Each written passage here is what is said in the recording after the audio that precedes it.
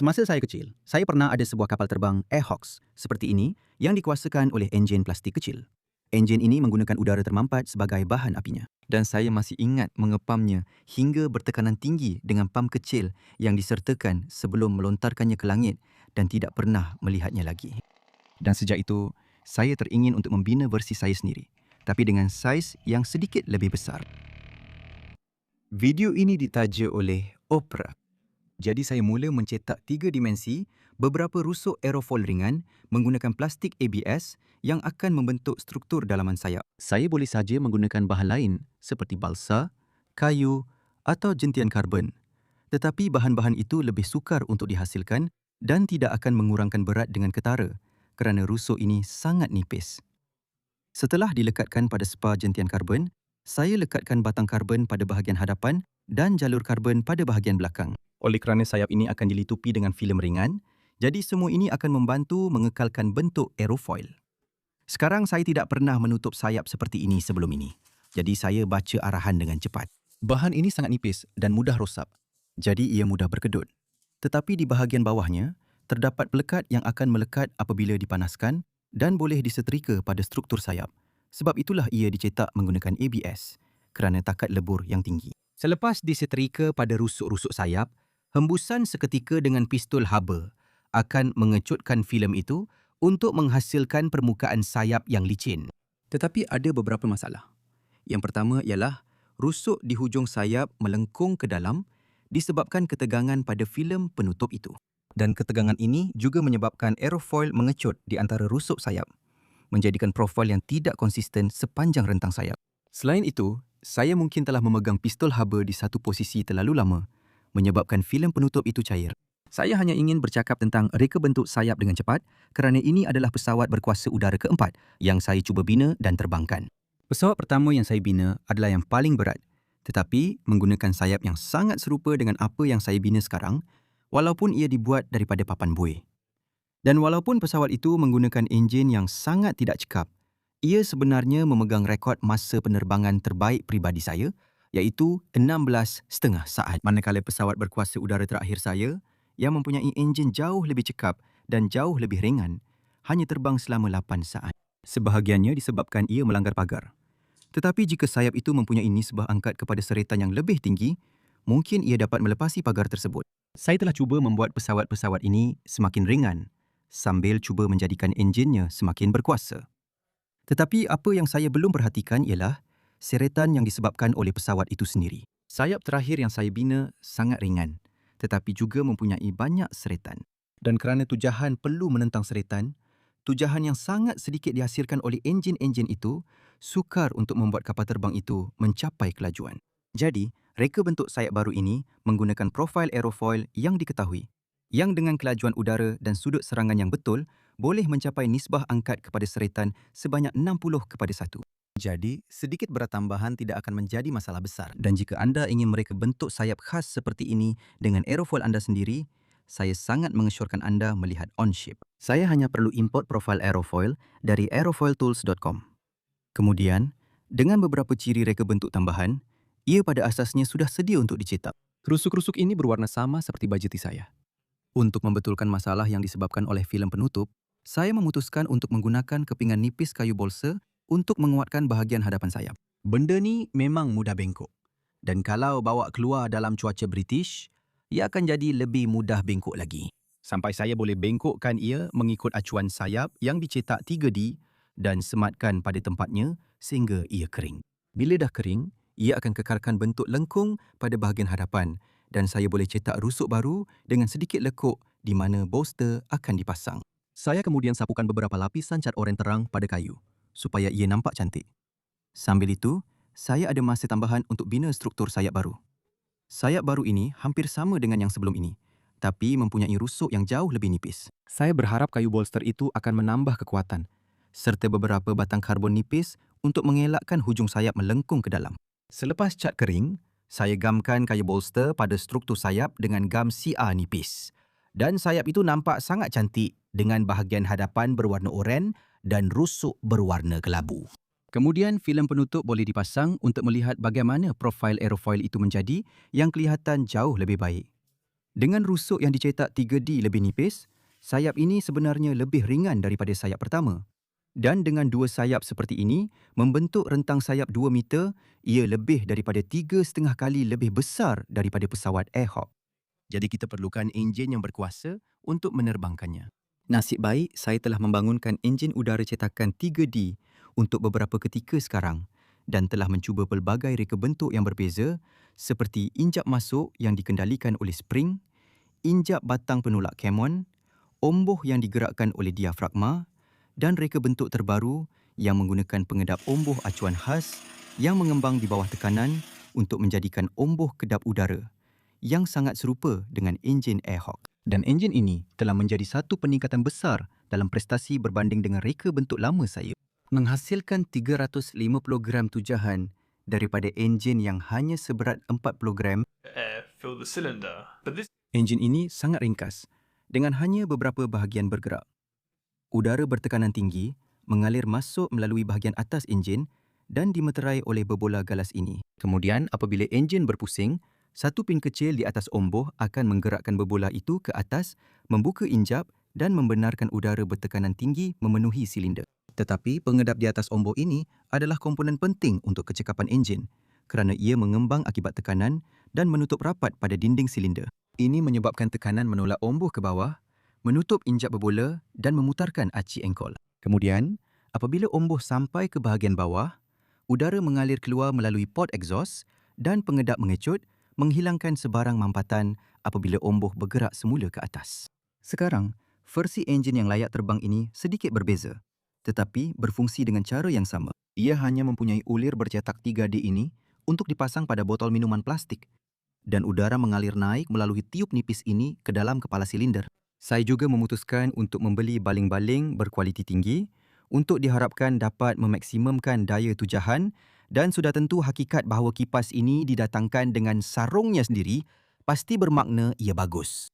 Saya tahu, ramai antara anda yang tertanya-tanya, kenapa saya tidak gunakan kartridge karbon dioksida dan bukannya botol plastik kerana ia boleh menyimpan tekanan yang jauh lebih tinggi. Sebenarnya, kartridge karbon dioksida ini ditekan sehingga kira-kira 800 PSI atau kira-kira 54 kali tekanan atmosfera yang memang banyak, tetapi isi padunya sangat kecil, hanya 21 ml.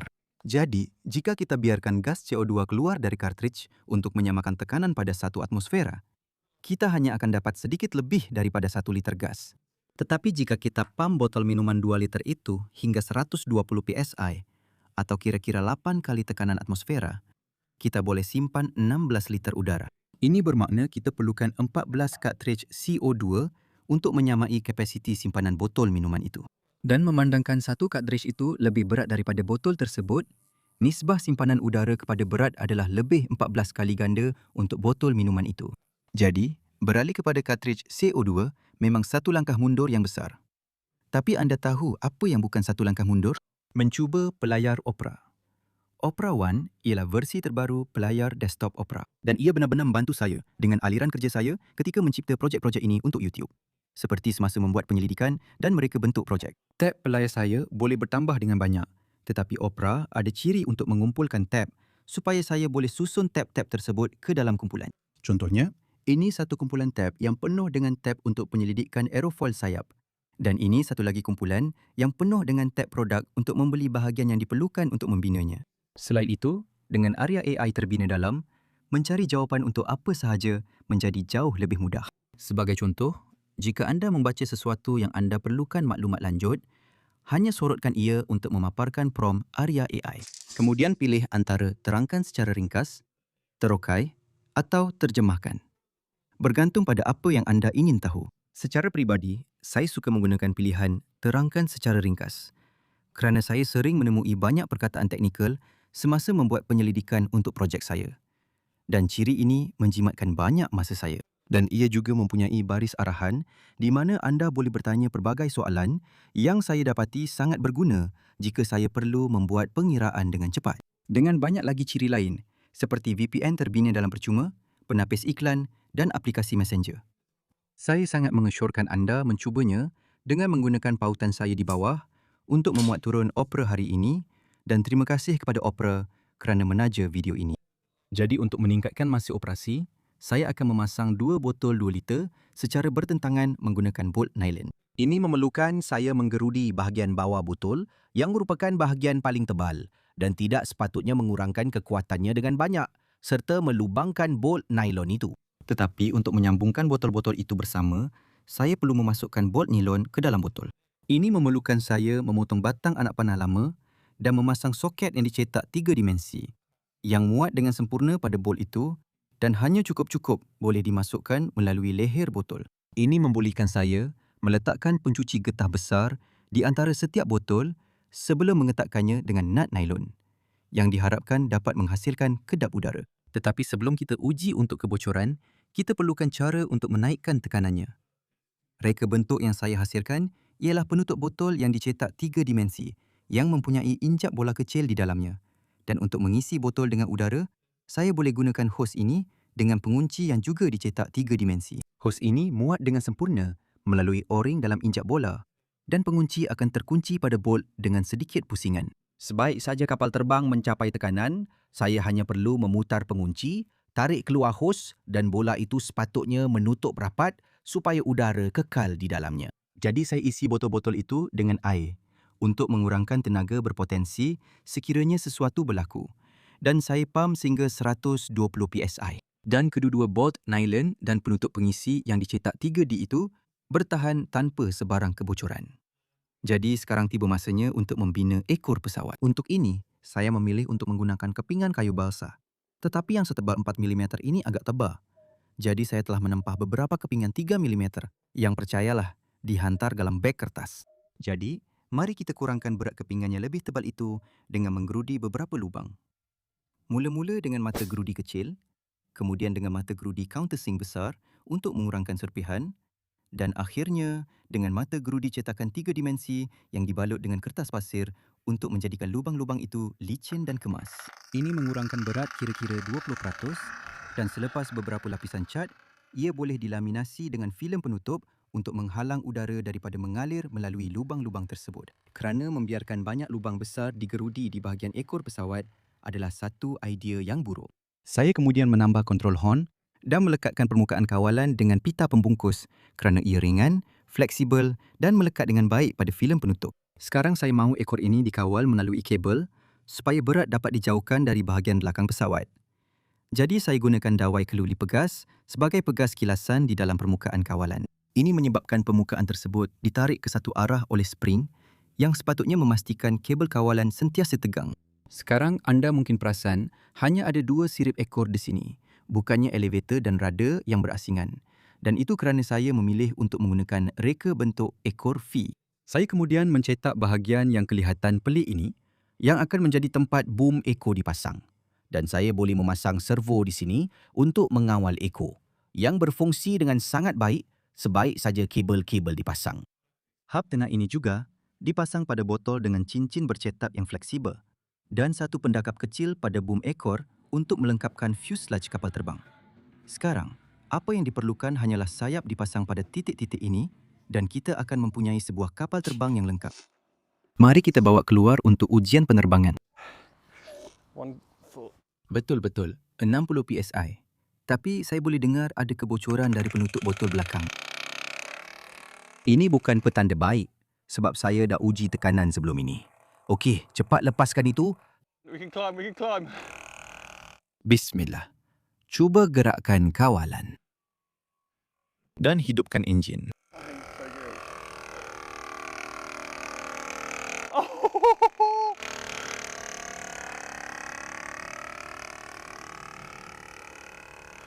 Oh, that's so much better. Itu memang hebat. Oh, Dan bolehkah saya mendaratkannya? going like really well. Ia berjaya. Nampaknya baling-baling itu telah patah. Walaupun begitu, jom kita pergi periksa ya. Jadi aci engkol telah patah. Tapi itu memang penerbangan kapal terbang berkuasa udara paling lama yang pernah saya capai. Jadi sekarang, masa penerbangan rekod untuk kapal terbang berkuasa udara yang dicetak 3 dimensi telah meningkat kepada 31 saat. Saya pergi ke Instagram untuk tanya berapa lama anda semua rasa ia akan terbang. Dan majoriti daripada anda memilih lebih daripada 1 minit.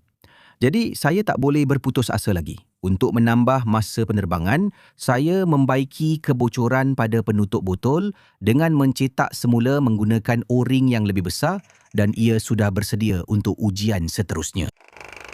And I stalled it. Oh no, I stalled it. Oh, we have to do another one. Dan 100. Penuh. Semoga berjaya. Tolonglah berfungsi dengan betul. Previous flight, whilst tightening a bolt, I accidentally pierced. Oh, bateri dah tercabut. Ayo, kita boleh naik. Fortunately, I had some spare bottles, so it was an easy fix. Ayo. Ya, Camera and bottle replacement, I forgot to do one last vital check, and that was whether I'd pushed the tail boom back into its mount properly, because this means the control cables are too short. oh, itu jauh lebih baik. 3, 2, 1. Oh no, no, no, no, no. Ia masih terbang dengan sangat baik. But after a quick depressurization, I was surprised. Ya Allah, ia berfungsi. Apart from this 3D printed, Kawan, ia masih berjalan dengan baik. Ya, masih di udara. this wing here, which a little bit of packing tape, that'll fix that. So I fixed the wing Aku faham maksud kau tentang rulu kau. Ya, hub, which I honestly reckon kawan, ia masih dekat. Tunggu, angin datang dari sebelah kanan kita kan? Jadi, Ia datang dari belakang saya. Okey, saya cuba pusingkannya. Ia datang, ia sedang turun. bateri itu tercabut. Bolehkah awak nampak ia tergantung di tepi? record again. Mostly because it really Dan saya buat ia hilang daya angkat. Oh tidak, saya buat ia hilang daya angkat. Oh, kita kena buat satu lagi. Oh ya. Untuk penerbangan seterusnya, saya memutuskan untuk menambah sebuah kamera kecil di atas botol. Tetapi kerana terlalu teruja dengan penerbangan sebelum ini, semasa mengetatkan bolt, saya secara tidak sengaja telah menebuk lubang pada botol itu. Kau nampak tu? Ini bunyi mendesis. Hanya mendesis keluar dari lubang itu. Nasib baik, saya ada beberapa botol ganti. Jadi ia mudah untuk dibaiki. Walaupun sepanjang tempoh memasang kamera pada pesawat dan menggantikan botol, saya terlupa untuk buat satu pemeriksaan penting terakhir, iaitu sama ada saya telah tolak ekor boom masuk ke dalam tempatnya dengan betul atau tidak. Kerana ini bermakna kabel kawalan menjadi terlalu pendek, menyebabkan banyak trim elevator ke atas. 3, 2, 1. Oh, tidak. Ini mungkin kelihatan seperti pengakhiran bagi pesawat ini. Tetapi selepas penyah tekanan yang pantas, saya terkejut melihat betapa sedikit kerosakan yang berlaku. Satu-satunya kerosakan, selain daripada bahagian yang dicetak 3D di sini, setakat yang saya lihat, sayap ini baik-baik saja. Cuma sayap yang ini, hanya sedikit pita pembungkus yang boleh membaikinya. Jadi, saya membaiki sayap itu dengan sedikit pita pelekat dan mencetak semula hub tengah yang baru.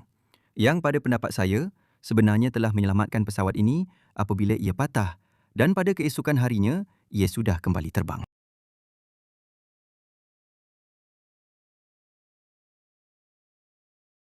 Walaupun begitu, saya masih belum dapat mengatasi rekod penerbangan 1 minit 22 saat itu lagi.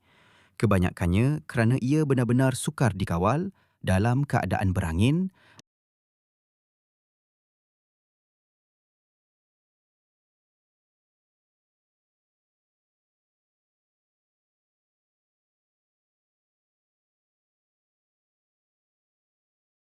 angin terlalu kuat. Saya pernah beberapa kali terbang melebihi 1 minit. Tetapi saya rasa ia perlu dikurangkan berat sebelum saya dapat menghampiri tanda 2 minit. Walaupun saya dapat mengurangkan berat keseluruhan kapal terbang kira-kira 10%, itu sudah cukup untuk menambah satu lagi botol yang akan membantu memanjangkan masa penerbangan. Terima kasih kerana menonton.